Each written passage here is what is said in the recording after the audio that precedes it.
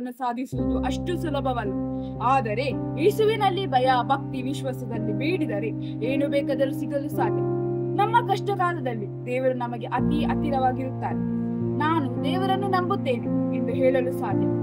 ಆದರೆ ಎಲ್ಲವೂ ಸುಗಮವಾಗಿ ಹೋಗುವಾಗ ದೇವರಲ್ಲಿ ಇರುವ ನಂಬಿಕೆ, ಭಯ, ಶ್ರದ್ಧೆ ಎದ್ದು ಕಾಣುವುದಿಲ್ಲ.